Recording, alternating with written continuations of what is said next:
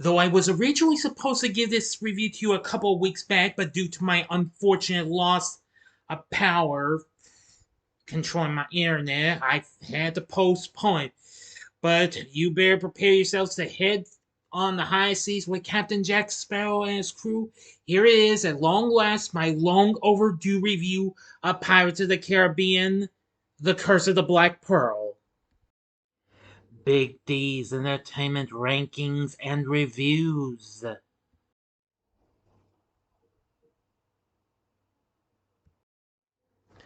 Ahoy there, my fellow YouTubers. Welcome to Big D's Entertainment Rankings and Reviews. Got you there. My name's Noel, better known to as the Big D, and this time around I bring to you a review of the 2003 fantasy supernatural swashbuckler of a flick, Pirates of the Caribbean: The Curse of the Black Pearl, released by Disney along with Jerry Bruckheimer Productions, directed by Gore Verbinski, based on the Pirates of the Caribbean attraction at Disney theme parks. Starring Johnny Depp along with Geoffrey Rush, Orlando Bloom, and Keira Knightley. Following Captain Jack Sparrow and blacksmith Will Turner as they rescue the kidnapped Elizabeth Swann from the crew of the Black Pearl, captained by Hector Barbosa. Excuse me. This film eventually was a big surprise of success. Especially was the first film the MPAA gave a PG-13 rating for a Disney film. Defying the low pre-release expectations, it was a big box office success. Anyway, and it was widely cited as the film that launched Johnny Depp as a box office lead after many years as a cult movie star. Well, let's get the story going. In 1720, while sailing to Port Royal, Jamaica, aboard HMS Dauntless, Governor Werby Swan's crew encounters a shipwreck and recovers a boy, Will Turner. Swan's daughter, Elizabeth, discovers a golden pirate medallion around Will's neck and takes it. 8 years later, Captain James Norrington is promoted to Commodore and proposes to Elizabeth. Her corset makes her faint and fall into the sea, causing the medallion to emit a pulse. Captain Jack Sparrow, having just arrived in Port Royal to commandeer a ship, rescues Elizabeth. Norrington identifies Jack as a pirate, and a chase ensues. Jack encounters Will, now a blacksmith. They duel, and Jack is imprisoned. That night, the crew of the Black Pearl attacks Port Royal, searching for the medallion. The pirates capture Elizabeth, taking her to meet Captain Barbosa. That's how you would say it. Elizabeth claims her last name is Turner to conceal her identity as the governor's daughter. Barbosa explains that the medallion is the last of 882 gold pieces his crew took from a lost treasure of Hernan Cortez on Isla de Muerte. Cortez had accepted the treasure as payment to prevent the fall of Tenochtitlan. I'm sorry if I mispronounced that, but did not fulfill his part of the bargain. The Aztec gods cursed the treasure. Barbosa and any members of his crew who took the coins were cursed and became undead, who can only feel endless hunger and pain, whose true skeletal forms are revealed in moonlight. To lift the curse, they must return the treasure, each coin stained with either its taker's blood or the blood of the taker's direct relative. Assuming Elizabeth is the daughter of Bill Turner, whom Barbosa tried to drown after discovering he sent the medallion to his child, Barbosa decides to use her blood on the medallion. To save Elizabeth, whom he loves, Will frees Jack, who was the previous captain of the Black Pearl before Barbosa staged a mutiny. The two commandeer HMS Interceptor, a small sloop of war, and head for Tortuga. There, Jack enlists his friend Joshua Gibbs to help them both assemble a crew. Chasing the Pearl to the Isla de Muerte, Will and Jack witness Barbosa cut Elizabeth's hand, stain the coin, and return it to the chest. As she is not Bill Turner's relative, the curse does not lift. Will rescues Elizabeth and brings her to the Interceptor, while Jack is captured by Barbossa and locked in the brig of the Pearl. The Pearl pursues the Interceptor, destroying it and taking Jack's crew hostage. Realizing that it is him Barbossa wants, Will makes a deal with him to release Elizabeth in exchange for his blood. Barbossa agrees, but maroons Jack and Elizabeth on an island. Elizabeth makes a smoke signal, and Norrington brings the Dauntless to rescue Elizabeth and arrest Jack. Elizabeth promises to marry Norrington if he will pursue the Pearl and save Will. Now I'm going to the final act and the ending. As always, you know the procedure in my videos, but I do the full story. You have 5 seconds to stop this video, go to the description box below, fast forward to the time below. If you've seen the movie already, which I'm sure a lot of you have had, please continue.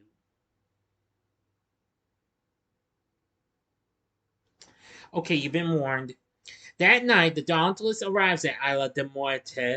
Jack tells Norrington he will lure the pirates out to be ambushed by the crew of the Dauntless, but instead persuades Barbossa's crew to attack the Dauntless before they lift the curse and lose their immortality. Elizabeth escapes the Dauntless and frees Jack's crew from the brig of the Pearl.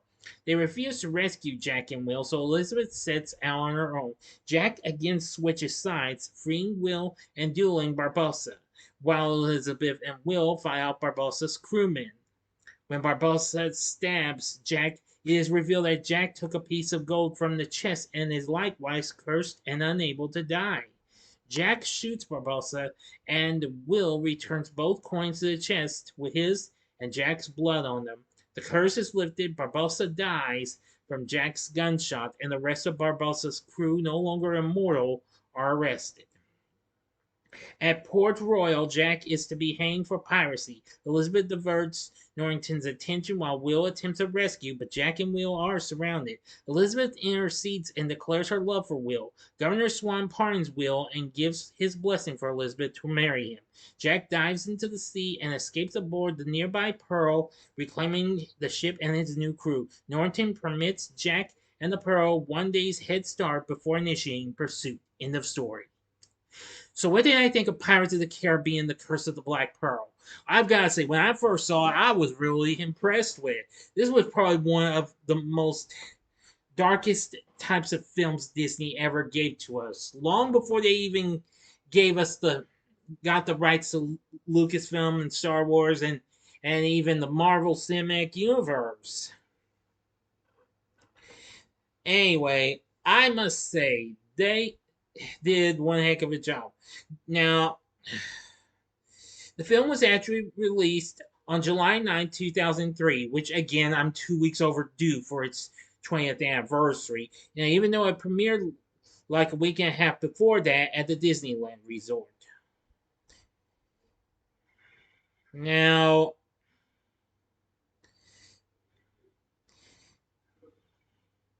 they have Klaus Badelt composing the score, while Hans Zimmer served as music producer. I will say the score for the film was absolutely, really, really incredible. Excuse me, everyone.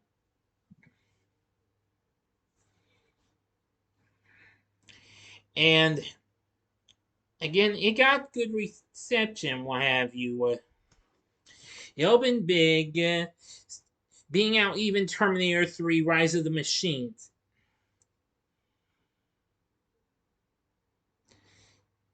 Let's see. Anyway, the film would go on to be a big success, going on to make $654 million worldwide. Depp would later win the Screen Actors Guild Award for Outstanding Performance by a Male Actor in a Leading Role, and in addition to Best Actor nominations at the Academy Awards, the BAFTAs, and even the Golden Globes. The film was also nominated for 4 other awards at the Academy Awards and the BAFTAs.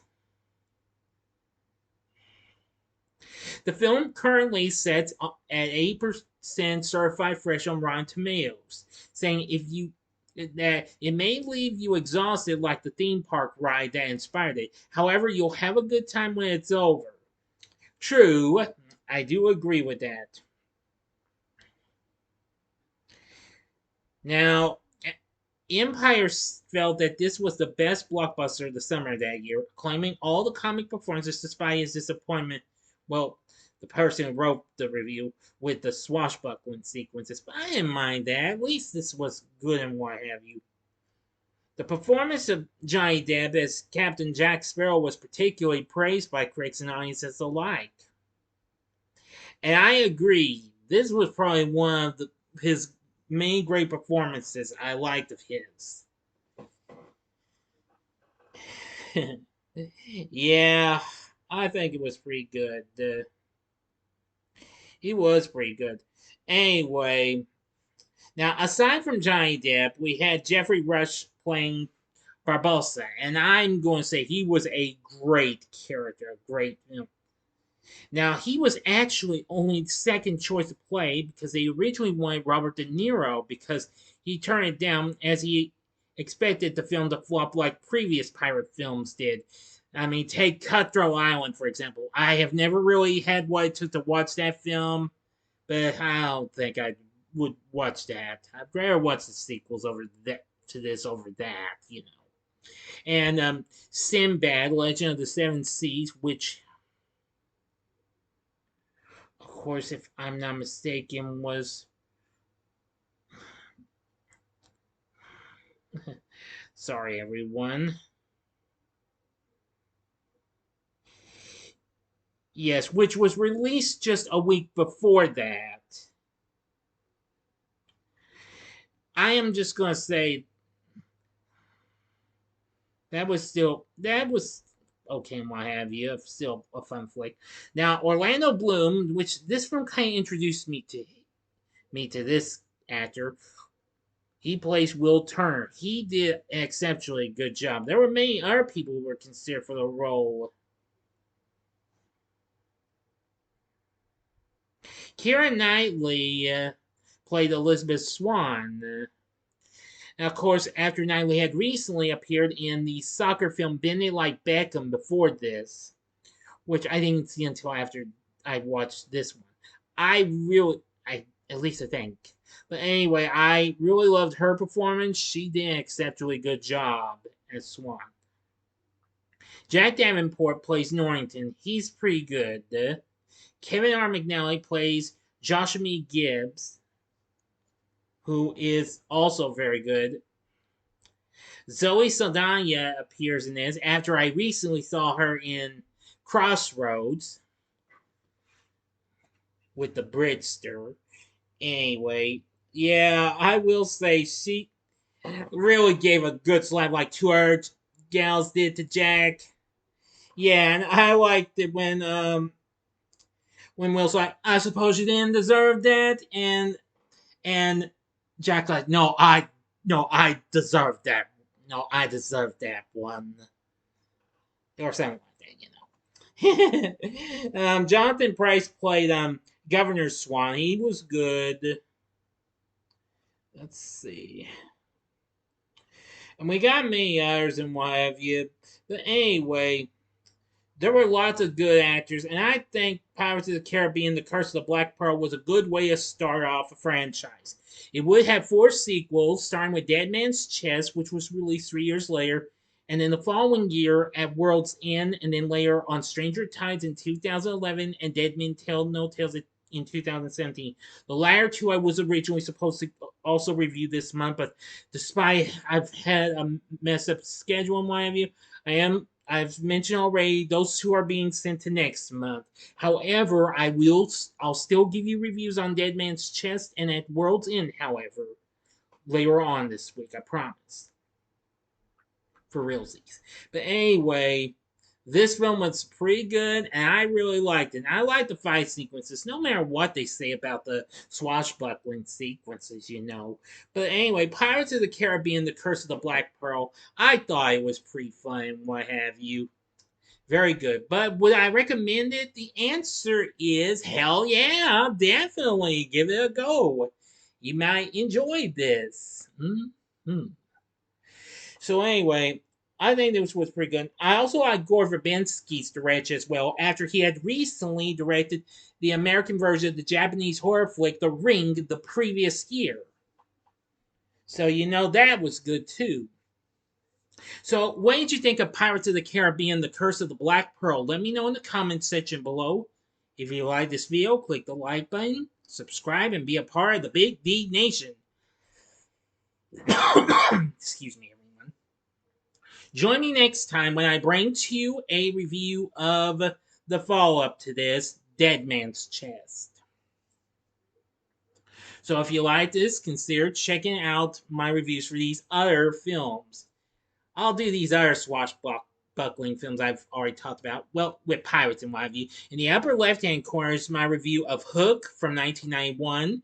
The upper right-hand corner is my review of the other pirate film from 2003, and that was the animated film Sinbad, Legend of the Seven Seas. Or if you'd like my review of an, or if you'd like to go on another Disney ride of a flick, go to the bottom left-hand corner and see my spoiler-free review of Jungle Cruise from 2001. And the bottom right-hand corner is the button you can click to subscribe. If you like rankings and reviews on movies, TV, music, video games, etc., then I'm your guy. Thanks for watching. Until next time, I'm the Big D saying, see ya.